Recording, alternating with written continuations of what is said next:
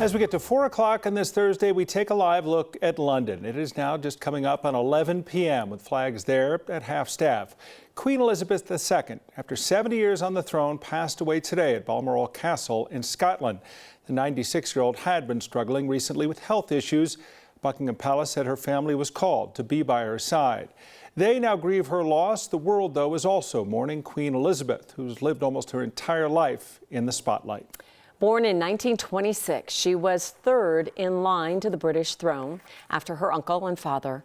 Then her uncle abdicated and her father became king. He died suddenly at the age of 56. At just 25 years old, Elizabeth herself would take the throne in 1952. One of the final duties the Queen performed this week was to officially appoint Liz Truss as the country's prime minister. This photo was taken Tuesday during that meeting. It is a tale that covers nearly a century. She was a young girl who never expected to be the Queen. She became the longest-serving monarch in the history of Britain. Queen Elizabeth II became much loved and well-respected. She was known for her sense of duty and her devotion to a life in service. NBC's Mark Barger has a look back at the extraordinary life of Queen Elizabeth II. For much of the world, she was simply the Queen. The longest-serving monarch in England's history, Queen Elizabeth's reign lasted more than 70 years. Born into the royal family in 1926, Elizabeth spent her entire life in the public eye. The pageantry of her 1947 wedding to Lieutenant Philip Mountbatten in Westminster Abbey was just a prelude to an even bigger event, her coronation as Queen at the age of 26, following the death of her father, King George VI. During her reign, the Queen visited dozens of nations and served as the head of Great Britain's military in times of strife. She had a daughter and 3 sons, but was troubled by the marital problems of her children, including the divorces of Prince Charles and Prince Andrew. While generally popular, the Queen was sometimes criticized as aloof, including her delayed address to console a grieving nation following the tragic death of Princess Diana. And may we, each and every one of us, thank God for someone who made many, many people happy. Good evening, Swan. But Her Majesty's sense of humor was on display for the London Olympics in 2012.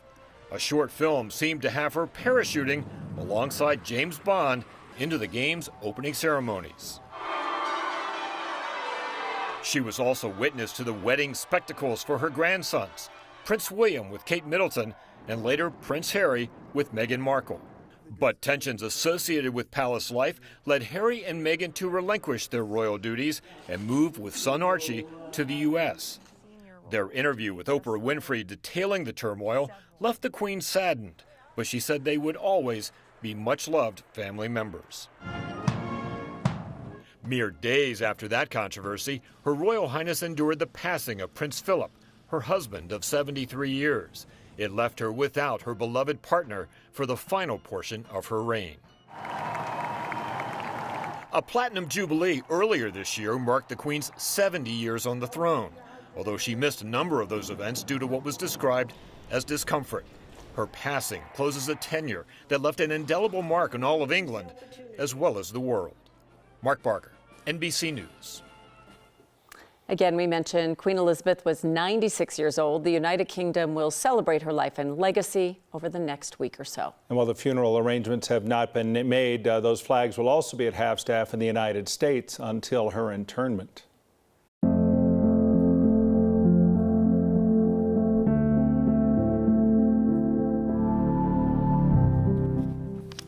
Tens of thousands of her subjects around the world are mourning the Queen's death. And that includes many British expats who are here in Denver. And 9 News reporter Cole Sullivan had the chance to talk with the group who just months ago were planning the celebrations for the Queen's Platinum Jubilee. Yeah, the 2 women I spoke with are founders of a group to connect Brits living here in Colorado. They host tea parties and watch parties for royal weddings and jubilees. We arranged to speak with them when the news first broke this morning that the Queen was seriously ill. They say they knew she was old and had health issues, but her death still came as a shock. Back in June, we had a Jubilee party. A celebration. It was a superb night. Of the only monarch Julie Reddington and Nikki Fleming have ever known. She's always been the constant role model and figurehead for the UK. A leader they honored as Brits living in Denver. I had full admiration for this lady. And a leader they mourn as they learn she's died. Wow. Time has come. That's horrendous. But she's served the country so well, and would just be forever grateful to her. I mean, Just letting that news sink in, really. It's kind of, feels a bit empty. An empty shock my husband, he just said she's gone. and a grief felt from back home. She was kind of like our grandma. You know, she was this figurehead of a person that we didn't know, and yet we're stunned that she's now passed.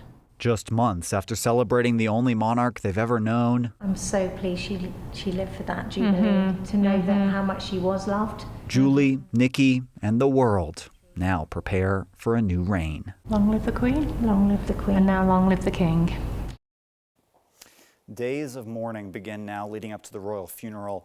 But those two women say there's also some celebration. After all, there's a coronation of a new king to come as well. As it has for 1,000 years, the monarchy will continue on. King Charles III will be, he already is the king at this point. There will be a coronation, as you say.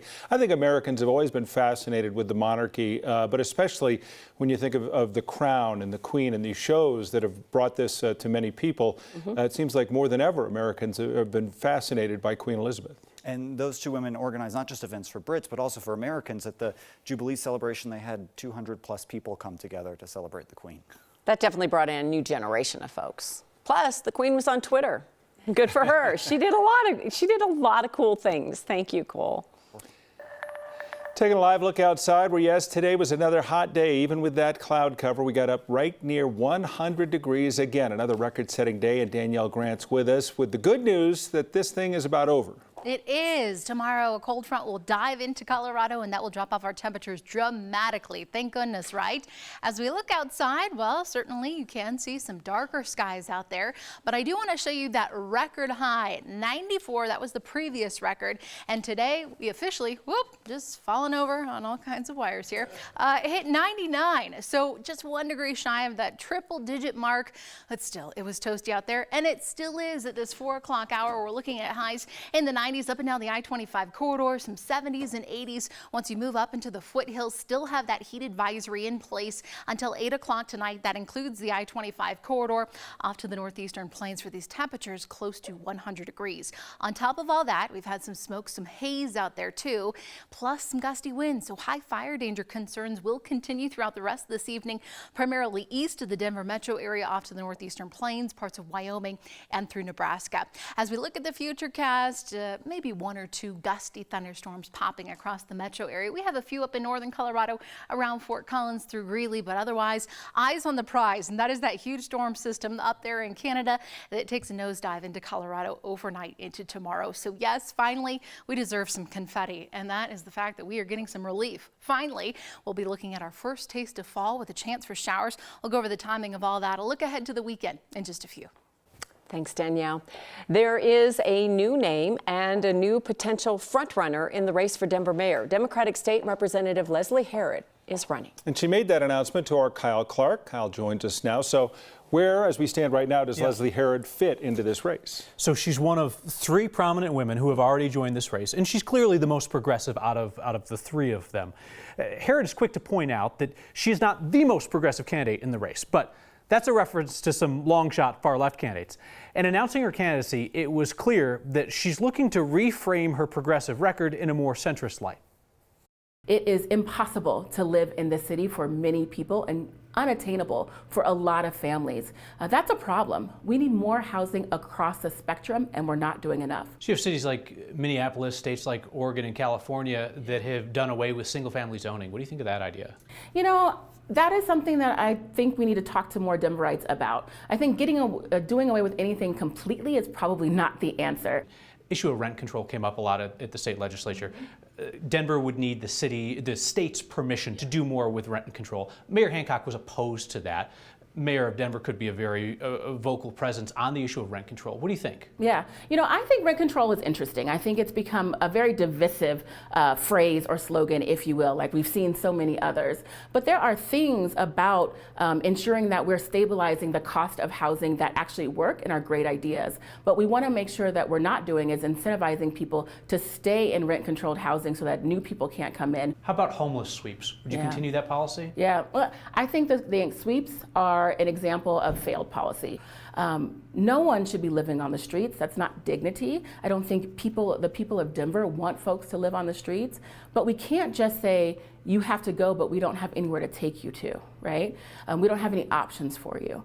And so the issue that I see right now with homelessness is not necessarily just looking at the encampments. It's about Denver's steep trajectory into homelessness. That's the problem. We are seeing people going into homelessness right now at rates that Denver has never seen before. Herod made history in 2018 when she was the first openly LGBTQ African American in the state legislature, and she'd make history again as Denver's first LGBTQ mayor, first woman to ever hold that office. Former Chamber President Kelly Brough and longtime City Councilwoman Debbie Ortega, the two most prominent names already in the mayor's race, they would obviously also break that barrier. So I think one thing that is going to be front and center in this race is her record on police reform. That's her biggest accomplishment in the state legislature, and she's framing that as a bipartisan accomplishment, which it was. And while she's been highly critical of a lot of police practices, I mean, she straight up called the Aurora Police Department racist, which we should note a court agreed with her on that.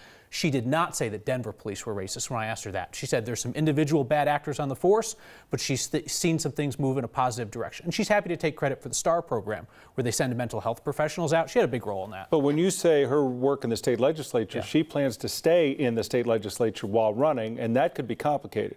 Yeah, because remember, the Denver mayor's race isn't until next spring, and it's going to be coming right at the end of the legislative session. So she has a big role at the state legislature. She told me today she is going to stay in the state legislature while she's running for mayor, and within the last hour got some clarity on kind of a tricky situation, because when that legislative session's going on, she cannot accept donations from anybody who is a lobbyist.